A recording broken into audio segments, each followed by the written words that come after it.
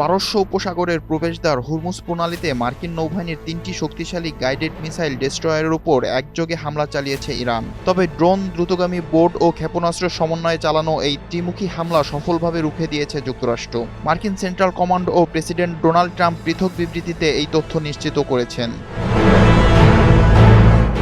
বৃহস্পতিবার ৭ মে এই ঘটনায় মার্কিন নৌবাহিনীর ওয়ার্কহোর্স হিসেবে পরিচিত আর্লে বার্গ ক্লাসের ৩টি ডেস্ট্রয়ার ইউএসএস স্ট্রকস্টোন, ইউএসএস রাফায়েল পেরাল্টা ও ইউএসএস মেসন সরাসরি আক্রমণের মুখে পড়ে। ট্রাম্প এক বার্তায় জানায়, ৩টি বিশ্বমানের আমেরিকান ডেস্ট্রয়ার প্রচণ্ড গুলিবর্ষণের মধ্য দিয়ে অত্যন্ত সফলভাবে হরমুজ প্রণালী অতিক্রম করেছে।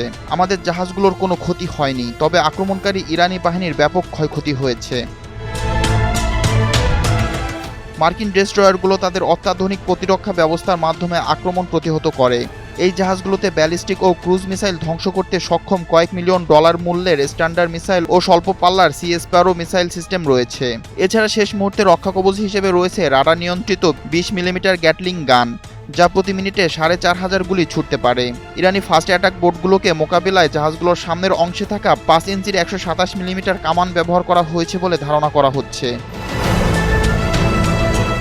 হামলা প্রতিহতের ঘটনাটিকে প্রেসিডেন্ট ট্রাম্প তার চিরচেনা আলাস্কারিক ভাষায় বর্ণনা করেছেন। তিনি সামাজিক যোগাযোগ মাধ্যমে লেখেন, আমাদের ডেস্ট্রয়ার লক্ষ্য করে মিসাইল ছোড়া হয়েছিল, যা খুব সহজেই ভূপাতিত করা হয়েছে।